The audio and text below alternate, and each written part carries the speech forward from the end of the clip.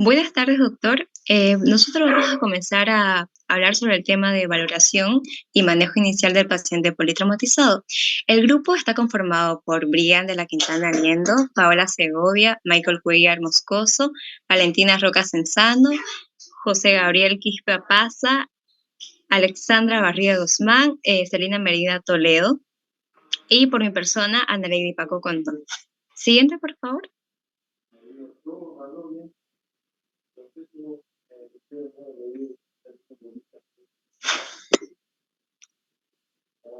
Siguiente diapositiva.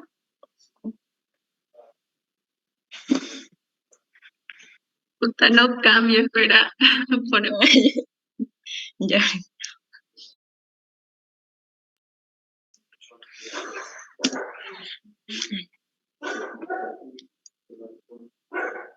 ¿Desde nuevo todo?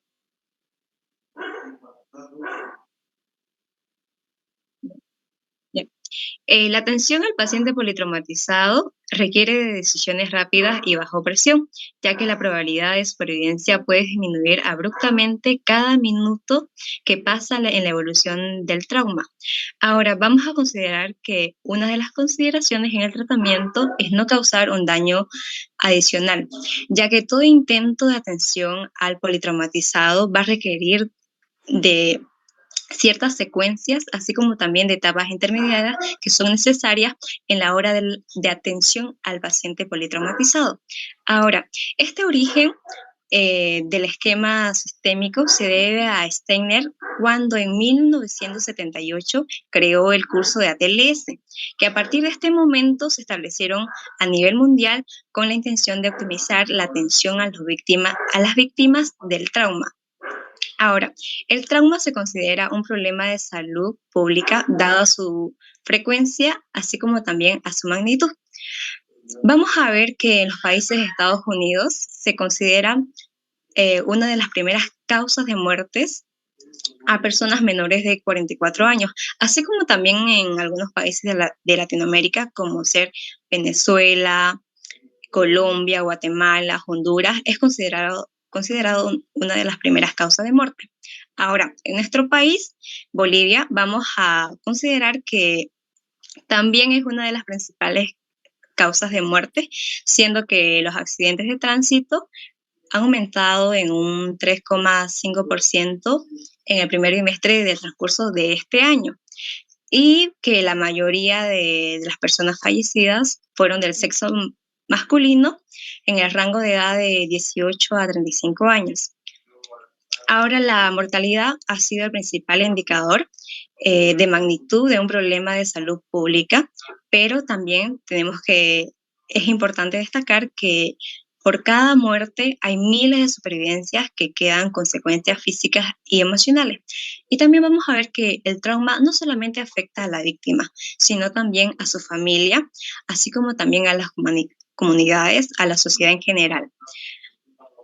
Bueno, la mortalidad ha sido, el objetivo primordial es estandarizar el manejo del trauma, es el conocimiento precoz y el tratamiento de las 5 causas principales de muerte en el politraumatizado, que son la obstrucción de la vía aérea, neumotora atención, tamponamiento cardíaco, sangrado activo, así como también el trauma cráneoencefálico.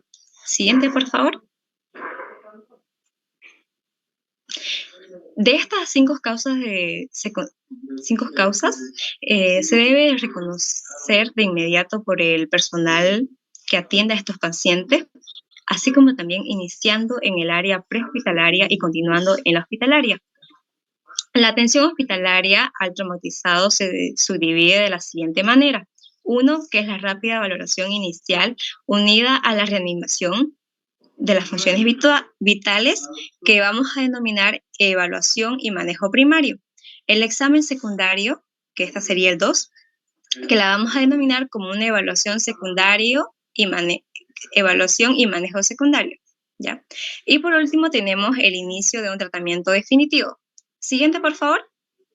Ya.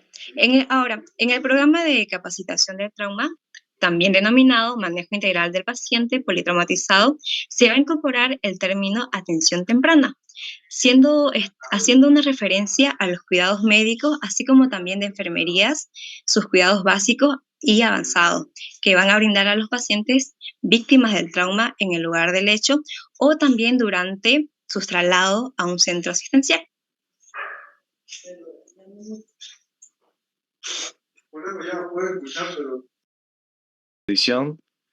Que sería la organización del equipo de trauma. Como dice la diapo, ¿no? El equipo de trauma es el conjunto de profesionales encargados de la atención primaria y secundaria de pacientes que son víctimas de trauma. Esto está conformado por dos grupos, que el primero sería constituido por médicos, enfermeros y personal de apoyo, cuya finalidad es recibir y manejar los pacientes de trauma mayor a su llegada al centro de trauma. O sea, son los encargados de recibir al paciente. El segundo grupo está constituido por médicos especialistas y subespecialistas, que una vez resuelto el problema primario del paciente, logra un tratamiento definitivo y eficaz que llegaría a ser las diferentes especialidades como neurocirujanos, traumatólogos, pediatras. Eso. Siguiente diapo, por favor. El objetivo de estos dos equipos sería brindar una atención de calidad al paciente politraumatizado. Deben contar con la capacidad de lidiar con problemas de alta complejidad, para lo cual es necesario un buen trabajo en equipo. El equipo de trauma primario está conformado por dos figuras fundamentales, el líder y los miembros. Estas dos figuras, bueno, la figura fundamental que sería el líder, tiene que contar con la capacidad de manejar un lenguaje claro y homogéneo para así poder llegar a un buen trabajo en equipo. Es necesario recalcar que en esta parte, que si no hay un buen trabajo en equipo, no se va a poder lograr un trabajo de calidad. ¿Por qué? Porque todo tiene que funcionar simultáneamente. Siguiente diapo. Evaluación y manejo primario. Durante la evaluación primaria, las situaciones de riesgo vital se deben identificar y tratar simultáneamente. A esto se denomina lo que es la atención horizontal.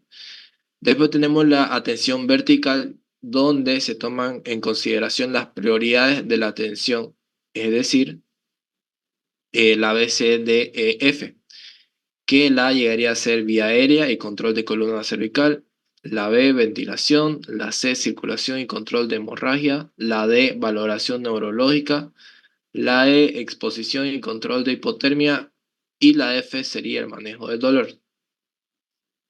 Siguiente diapo.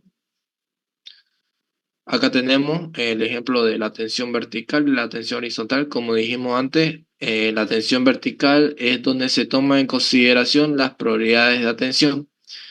La ABCDEF, acá se da prioridad a la necesidad que tengamos según el paciente que llegue. Y en la atención horizontal serían las situaciones de riesgo vital que se deben identificar y tratar simultáneamente. Aquí quiere decir que todo el equipo trabaja de una manera simultánea en cuanto al paciente. Siguiente diapo. Acá tenemos diferentes esquemas que son del trabajo en equipo, que sería el esquema A, el esquema B y el esquema C.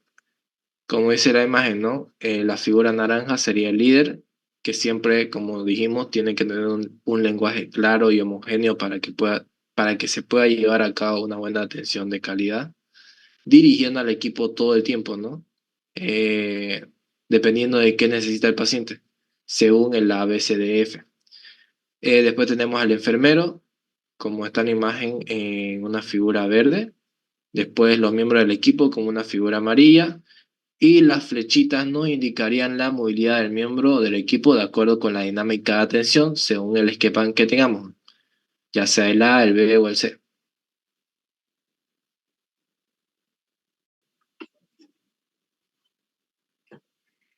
Bien, continuamos con la vía aérea y el control de la columna cervical.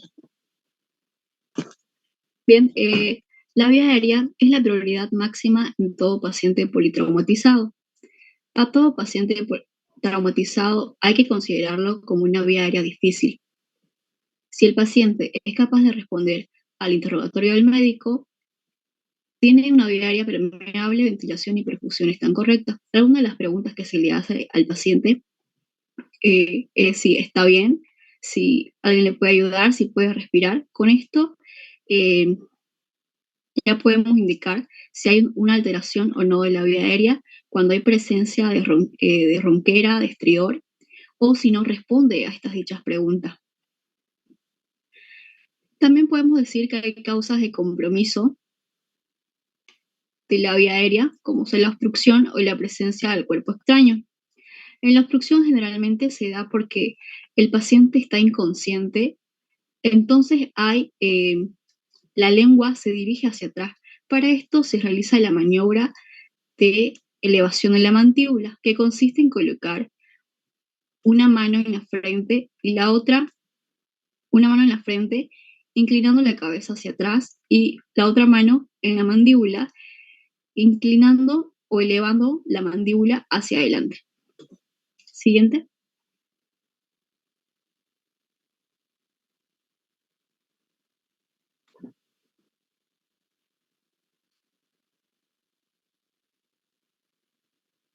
Bien. La valoración de la permeabilidad de la vía aérea debe hacerse repetidas veces. El paciente con escala de Glasgow menor a 8 puntos debe tener una vía aérea permeable o garantizada y no debe ser trasladado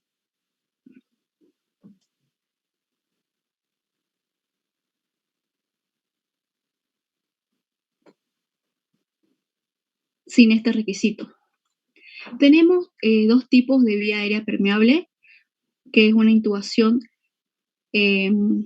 traqueobronquial, que indica la intubación orotraqueal y la intubación nasotraqueal, y una intubación quirúrgica, en el cual se realiza la cricotiroidotomía y la tirocricoidrotomía. Estas se indican cuando las otras técnicas de intubación han sido infructuosas en presencia de edema de glotis, fractura de laringe o cuando está contraindicado en las otras. Siguiente. Ventilación. La oxigenación y perfusión tisular debe ser suficiente para garantizar la vida del paciente. La valoración B en el paciente politraumatizado debe enfocarse en la búsqueda de lesiones en la pared torácica, pleura, parénquima pulmonar y árbol traqueobronquial. Algunas de las lesiones en la pared torácica pueden ser fracturas costales o fractura del esternón. Las lesiones de parénquima pulmonar, un neumotórax atención y un hemotórax atención, como también las contusiones. Los principios para el manejo de alteraciones de la ventilación son administración de oxígeno suplementario, asistir la ventilación, favorecer el intercambio gaseoso y apoyar el transporte de sangre oxigenada a los tejidos.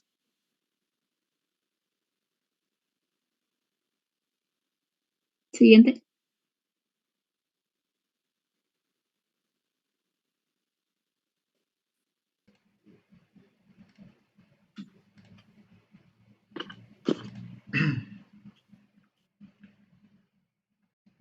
Muy bien, vamos a continuar con lo que sería el neumotórax a tensión. En este caso, ¿cómo vamos a proceder con este paciente? Primero vamos a introducir una aguja de más de 5 centímetros de diámetro, no de diámetro, sino de largo, en el segundo espacio intercostal a nivel de la línea media. Esta aguja nos va a ayudar para poder retirar todo este aire que está atrapado en esta zona. Inmediatamente después vamos a colocar un tubo de tórax como medida definitiva, como un resultado definitivo. En el paciente que presenta shock y el paro cardíaco, que va a ser de ambas cosas de origen traumático, se deben poner un tubo de tórax bilateral en ambos lados de forma inmediata. Como vemos acá en la imagen, vemos cómo nos indica de que primero va a haber una disminución de los ruidos respiratorios por este acúmulo de aire que va a haber en la zona del espacio pleural, y donde nos indica que la manera o la maniobra que tenemos que realizar es iniciar la descompresión con una aguja, que ya dijimos que tiene que ser de más de 5 centímetros, que va a ser introducida en el segundo espacio intercostal en la línea medio clavicular. Siguiente, por favor. Neumotórax abierto. Este tipo de neumotórax se va a producir cuando la apertura de la herida va a ser mayor a 2/3 del diámetro de la tráquea. Por tanto, el aire que tiende a entrar por el sitio de menos resistencia, que en este caso va a ser la zona que ha sido afectada, que en este caso va a ser la pared del tórax. Inmediatamente lo que debemos realizar es crear una válvula de escape que sea de unidireccional y debemos cubrirlo con un apósito estéril fijado, pero solo en 3 de sus lados. Uno de los lados tiene que estar abierto, no tiene que estar sellado. Luego debemos introducir un tubo en el tórax en una área distante a la lesión. Y una vez recién hayamos introducido el tubo de tórax, vamos a poder sellar el borde que habíamos dejado abierto, teniendo en este caso ya los 4 bordes sellados. ¿Por qué realizamos esto? Para que así mientras nosotros vayamos poniendo el tubo de tórax, haya una salida de aire y no esté toda la vía cerrada. Y el manejo definitivo en estos pacientes va a ser la corrección o la reconstrucción quirúrgica del defecto que se haya realizado. Siguiente, por favor. El tórax inestable. Cuando hablamos de tórax inestable, nos vamos a referir a un paciente que perdió la continuidad de un fragmento óseo mayor a 2 costillas en 2 o más segmentos. La gravedad del tórax inestable va a depender de la lesión pulmonar que esté asociada y que esta va a ser la causa de la hipoxia en estos pacientes. Lo que debemos realizar es una adecuada ventilación y una oxigenación y una buena analgesia, y esto lo vamos a lograr mediante la introducción de un catéter epidural alto para mejorar así la ventilación y la administración cuidadosa de los líquidos intravenosos para poder evitar la sobrehidratación.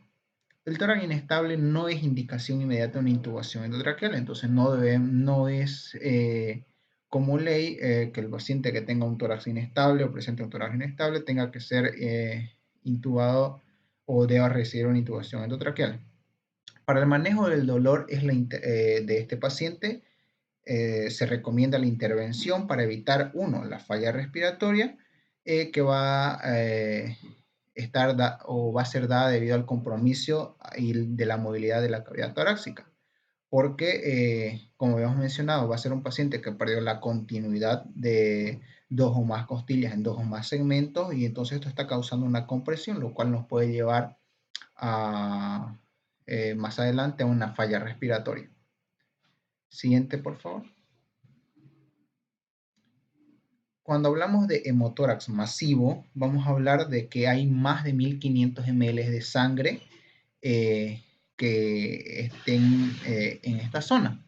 En este caso vamos a hablar del espacio pleural. Y que esto va a ocurrir por una lesión penetrante o en muchos casos una lesión cerrada, porque no siempre la sangre va a ser o este tipo de lesiones va a ser externa, sino también podemos tener hemorragias internas.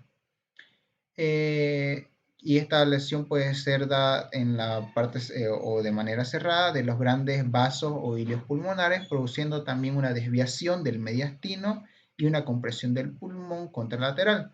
¿Por qué? Por la gran cantidad de líquido que va a haber en esta zona. Clínicamente, ¿cómo vamos a ver a estos pacientes? Se van a manifestar con una distensión de las venas cervicales, va a presentar hipotensión, va a haber ausencia de los ruidos respiratorios o matidez a la percusión de un lado del tórax.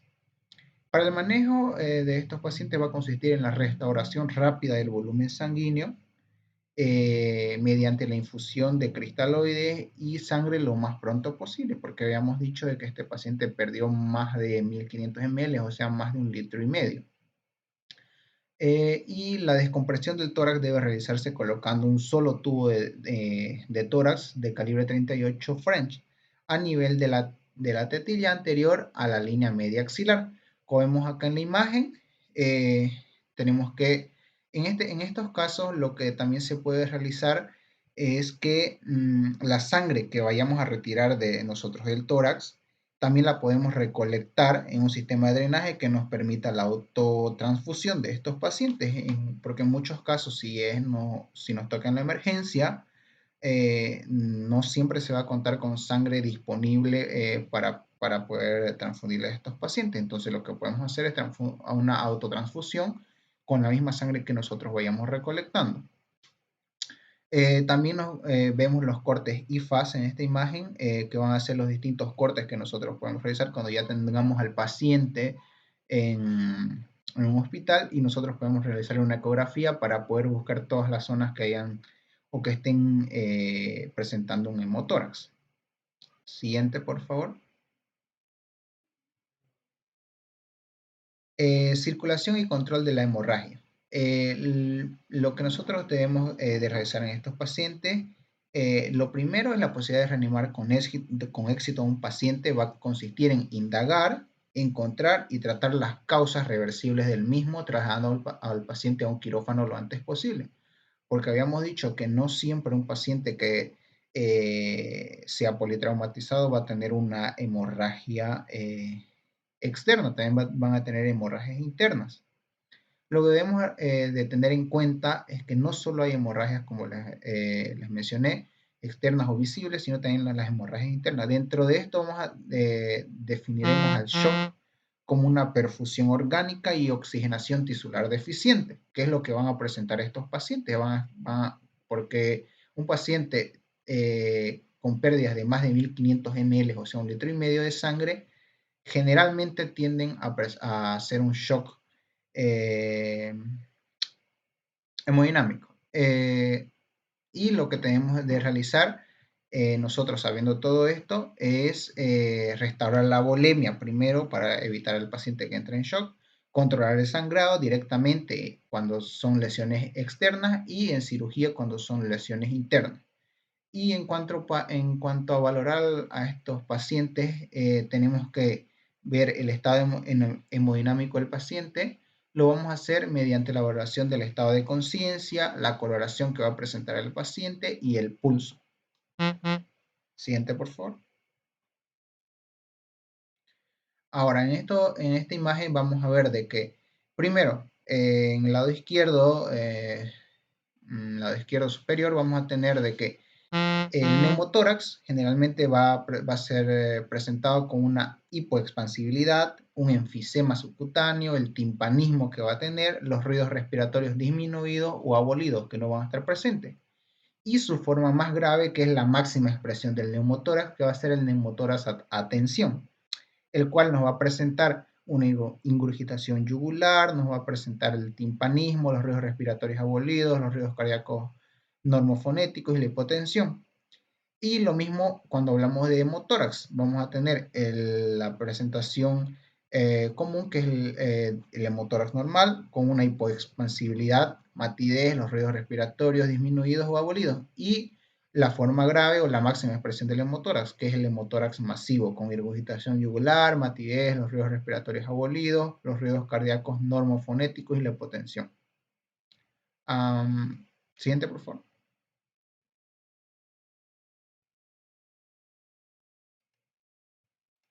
Para continuar con la exposición, yo soy la estudiante Valentina Roca Senzano y voy a continuar. Trauma abdominal y FAST o IFAST tiene la caracterización de ser traducido a Extended Focus Assessment with Sonography in Trauma, que significa evaluación enfocada extendida en ecografía al trauma. Y es una técnica que podemos utilizarla para evaluar, en este caso, a mujeres embarazadas y la viabilidad fetal. Entonces podemos agregar una ventana ecográfica a la mitad del camino entre la sínfisis del pubis y la cicatriz umbilical para buscar presencia de la actividad cardíaca fetal. La frecuencia cardíaca fetal oscila entre los 120 a 160 latidos por minuto en el último trimestre. Siguiente, por favor. Bueno, para continuar vamos a hablar sobre la conducta ante el shock hipovolémico por trauma abdominal. Requerimos de cirugía inmediata, claramente. Además, necesitamos identificar al paciente, tratarlo rápidamente en sala de emergencias, considerar cirugía de control de daños y protocolos de transfusión masiva de sangre temprana. También es ideal el reemplazo equilibrado de sangre y productos sanguíneos y además sangre y productos sanguíneos tempranos más control de la hemorragia quirúrgica, la relación 1-1-1 de glóbulos rojos, plasma fresco, descongelado y plaquetas. Ahora, todo esto que está acá en esta parte de relación 1-1 es una proporción que se refiere a la composición de las unidades de sangre que se van a transfundir al paciente. Los glóbulos rojos son importantes porque nos aportan tejido a oxígeno a todos los tejidos y son cruciales para combatir la anemia que puede resultar por la pérdida de sangre grave. El plasma fresco congelado contiene factores de coagulación, proteínas que me van a ayudar a mantener la volemia y la presión arterial. Además que es importante en estos pacientes que tienen coagulopatía o sangrado severo. Las plaquetas me van a ayudar a la formación de coágulos sanguíneos y son esenciales para prevenir o en sí detener hemorragias. Y la relación 1-1-1 indica que se tienen que administrar cantidades iguales en cada componente sanguíneo. Entonces, esta proporción puede ajustarse según las necesidades específicas del paciente, como en casos de sangrado activo o coagulopatía severa. Las siguientes son las pruebas de trombolastometría para detectar coagulopatía. Estas pruebas son un tipo de laboratorio que evalúa la función de la coagulación en sangre en tiempo real y es útil para detectar y monitorizar todas las coagulopatías, que es una complicación muy común en pacientes con traumatismos graves. Entonces, es el caso del traumatismo torácico en este caso. Entonces, la sigla TEG significa tromboelastografía, que es una prueba que se desarrolló en la década de los 1940 aproximadamente, y la de Roten significa trombolastometría rotacional, que es una prueba más innovadora y nueva, desarrollada en la década de 1990 y es la versión mejorada de la TEG. Estas pruebas las vamos a utilizar para diagnosticar trastornos de la coagulación sanguínea, como la hemofilia y la enfermedad de von Willebrand, y para evaluar el riesgo de sangrado en pacientes que se someten a cirugía o procedimientos médicos invasivos. La vamos a utilizar para monitorizar la respuesta al tratamiento en pacientes con trastorno de la coagulación sanguínea. Por eso es que son importantes. Y nos van a proveer información sobre la velocidad, fuerza de formación de los coágulos, así también como la descomposición del coágulo. Y esta información para nosotros como médicos nos va a ayudar a determinar si el paciente tiene una coagulopatía y qué tipo de tratamiento va a necesitar. Gracias.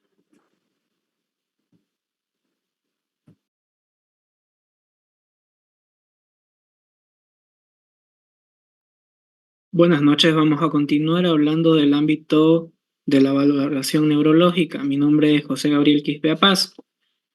Dentro de la valoración neurológica hay que destacar que esta se debe realizar de manera precoz y se debe realizar en el ámbito prehospitalario en cuanto se encuentre en todo caso el paciente, si fuese un accidente, desde que se lo encuentre en el lugar del siniestro, ¿no? Con la finalidad de que podamos obtener un patrón objetivo y de comparación del estado neurológico durante su evolución en el hospital. Vamos a ver que el traumatismo encefalocraneal representa una de las principales causas de decesos o de muertes en los pacientes que han sido o que están politraumatizados, con una frecuencia del 20% aproximadamente de los casos que llegan a la sala de emergencia. Dentro de la valoración neurológica, lo que se debe determinar de manera obligatoria es la escala de coma de Glasgow, el tamaño pupilar y la respuesta a la luz. La escala de coma de Glasgow es para determinar el grado de conciencia del paciente y con el que éste llega al hospital. Y como nos indica la bibliografía, se debe realizar en el ámbito prehospitalario para tener un punto de partida y poder observar la evolución del paciente politraumatizado en el caso de que hayan signos de que hay degeneración neuronal o haya un empeoramiento en el estado de conciencia, pues hay que valorar nuevamente lo que es el ABCD de manera progresiva. El tamaño pupilar y la respuesta a la luz del mismo modo se utiliza para determinar el grado de daño neurológico que existe en el paciente politraumatizado. Siguiente, por favor. Entonces, la valoración neurológica es algo que debemos hacer de manera periódica. No basta con realizar una sola toma de la escala de coma de Glasgow en el lugar del accidente, por ejemplo, en el paciente politraumatizado, sino que este se debe realizar de manera progresiva. En caso de haber deterioro neurológico, como se había mencionado anteriormente, indica la necesidad de evaluar nuevamente esta escala del A, B, C, D de manera progresiva. Una vez que se establece un déficit neurológico, se debe solicitar una valoración inmediata por neurocirugía. Mientras más antes, mejor. Y de este modo también considerar su traslado hacia este servicio. Siguiente diapositiva, por favor. Finalmente vamos a hablar de la exposición y control de la hipotermia en esta parte de la disertación, en la que tenemos que destacar que la valoración inicial se le debe realizar al paciente completamente desnudo para una objetiva identificación y descripción de las lesiones. Para esto se lo tiene que desvestir de manera completa, cortando la ropa con uso de tijeras y revisando ambas superficies del cuerpo, ventral y dorsal, mediante una movilización en bloque con el fin de evitar lesiones medulares. La movilización en bloque es algo que hemos visto en las prácticas de simulación, en un solo movimiento de diferentes puntos específicos del cuerpo para no realizar movimientos bruscos. ¿Y qué es lo que vamos a buscar en la superficie ventral y dorsal? Por ejemplo, una herida de bala para poder encontrar el orificio de entrada y el orificio de salida del proyectil. Finalmente, se debe cubrir al paciente con cobijas lo más antes posible para evitar pérdida de calor y todos los fluidos que se le vayan a administrar al paciente deben estar atemperados a 39 grados centígrados con la finalidad de poder prevenir la hipotermia.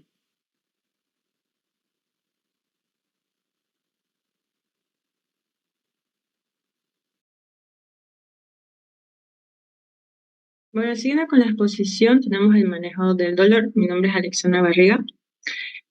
Bueno, el dolor es un síntoma presente en la mayoría de los pacientes que sufren trauma. Los objetivos para el control del dolor es la disminución del dolor sin afectar su estado neurológico del paciente o las variables hemodinámicas o respiratorias. Se debe iniciar el apoyo psicológico para disminuir el miedo, la aprensión y la ansiedad.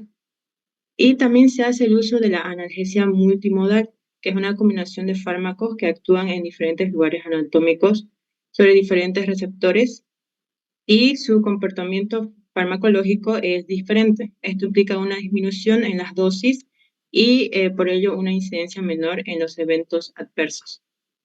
Siguiente diapositiva.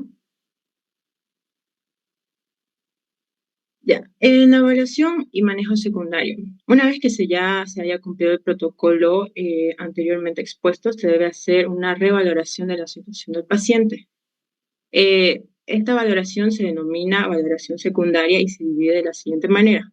Tenemos la reevaluación primaria, la anamnesis, el examen físico detallado por sistemas, procedimientos adicionales a la atención primaria, la toma de muestras de laboratorios adicionales, estudios imagenológicos, y profilaxis antitetánica y antibiótica. Siguiente diapositiva. Ya, en la reevaluación primaria consiste en el repaso de la valoración y manejo primario. Esto es el correcto control de la vía aérea, la columna cervical, la ventilación, la hemorragia y la reanimación con líquidos. También se debe hacer una atención vertical, que es de carácter de prioridad. No se debe omitir ninguno de los pasos de la secuencia o pasar al siguiente sin controlar el presente. Esto minimiza las probabilidades de error y lo tiene que hacer un miembro del equipo con mayor experiencia. También en esta fase del tratamiento, el paciente politraumatizado debe considerarse el protocolo de la valoración de la columna cervical. y siempre se debe tener el collarín rígido cuando se hace el traslado al centro hospitalario. Siguiente. Este es el protocolo de la valoración de la columna cervical. Si el paciente refiere que no tiene dolor, se retira el collarín, solo la parte frontal. Se lo palpa el cuello si tiene dolor. En el caso contrario, se le dice al paciente que mueva lentamente su cabeza de derecha a izquierda. Si refiere que no tiene dolor, se le dice al paciente que levante la cabeza. Y en el caso que tenga dolor, nuevamente se le pone el collarín. Pero esto es en pacientes conscientes. En caso de pacientes inconscientes, siempre se debe mantener el collarín. Siguiente. Tenemos que hacer una correcta valoración de la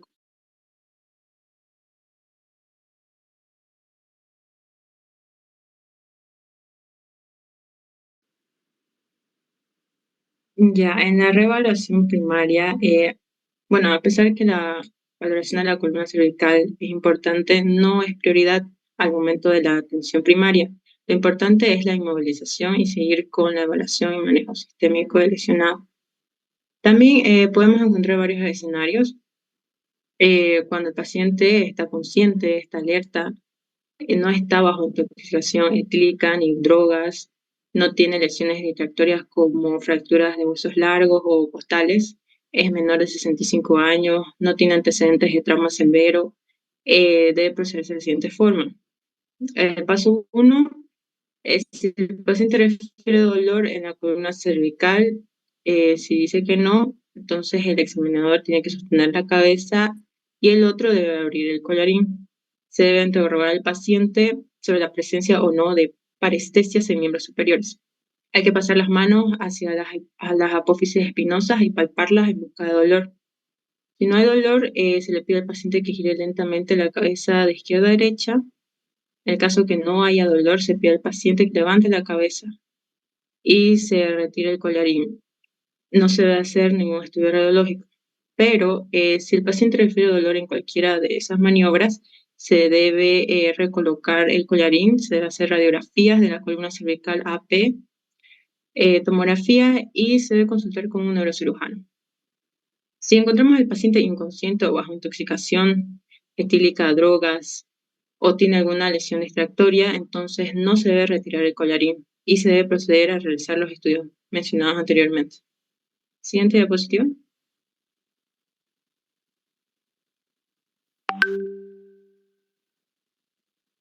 Después tenemos la anamnesis, que es la compilación de mayor información referente al paciente e incidente, ¿no?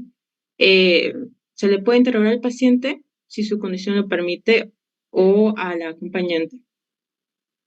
El objetivo es investigar las quejas del paciente, identificar las condiciones médicas y realizar un examen físico exhaustivo. Los paramédicos o familiares nos pueden dar información sobre los antecedentes del paciente, las alergias, enfermedades, embarazo, alguna comida y eventos que rodearon a la lesión. Después tenemos el examen físico detallado por sistemas. Tiene que ser completo, tiene que ser sistémica, no se debe dejar ningún sistema sin explorar, debe realizarse de cabeza a pies y se debe valorar todos los orificios anatómicos. Siguiente.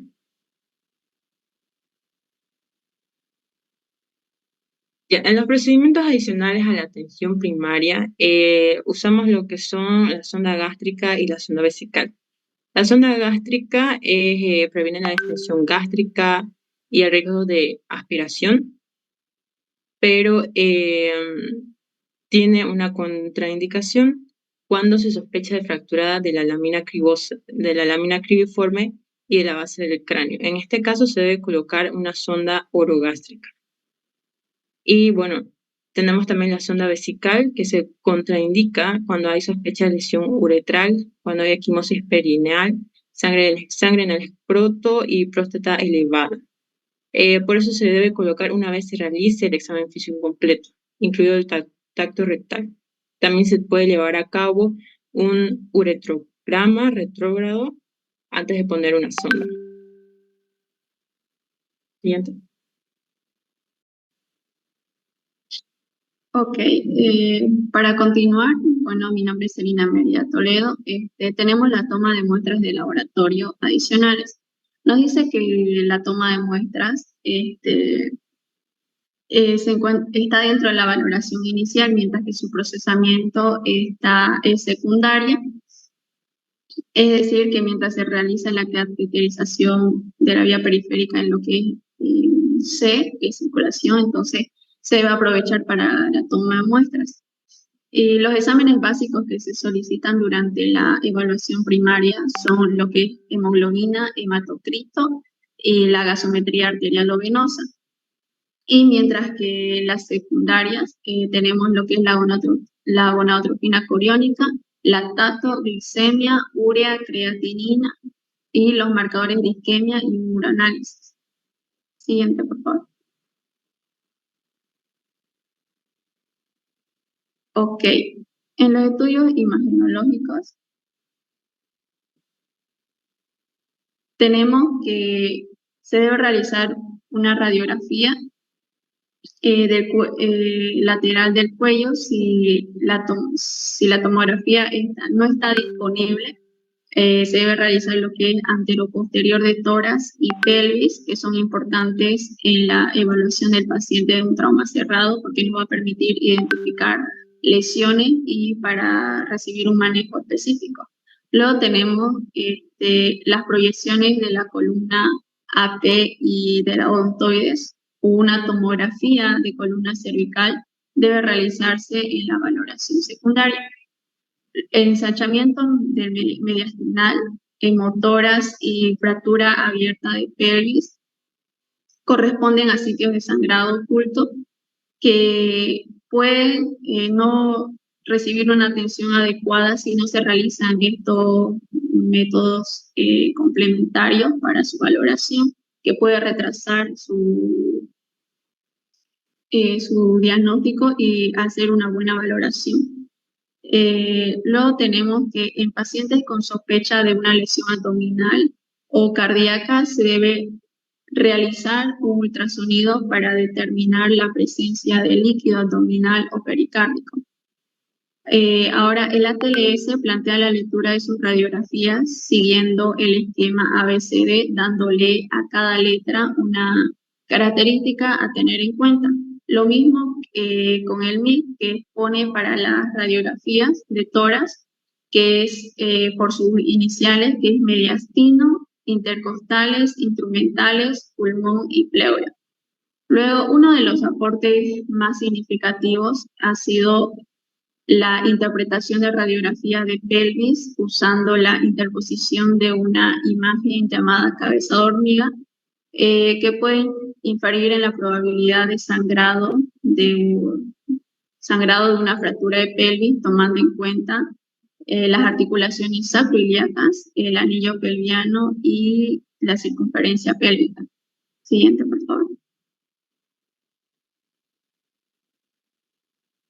Ok, también dentro de esto tenemos lo que es la profilaxis antitetánica y antibiótica, que es importante tener en cuenta la profilaxis antitetánica en la valoración secundaria, porque toda solución de continuidad en un trauma está potencialmente infectada hasta que se demuestre lo contrario. Ahora se debe implementar profilaxis antitetánica y antibióticos si las características de la herida por trauma lo requieren. Siguiente, por favor.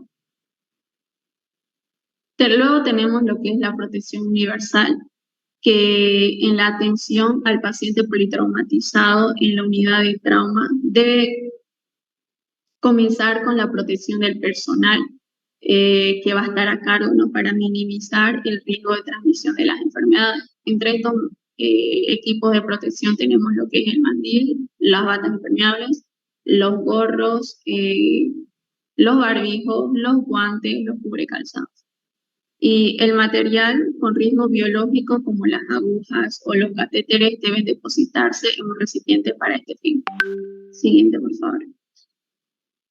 Y como conclusión de este tema tenemos que la valoración inicial del paciente politraumatizado se debe caracterizar por su eficiencia y el enfoque práctico, porque cada minuto cuenta y se debe evitar lo que es perder el tiempo y hacer un doble trabajo, ya que la sobrevida de nuestro paciente va a depender de cómo nosotros lleguemos a actuar en el momento y de hacerlo rápido, ¿no? Porque mientras más tiempo perdamos, va a aumentar el riesgo de nuestro paciente.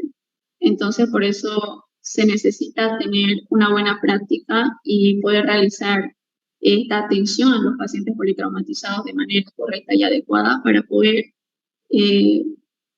sacarlos, ¿no?,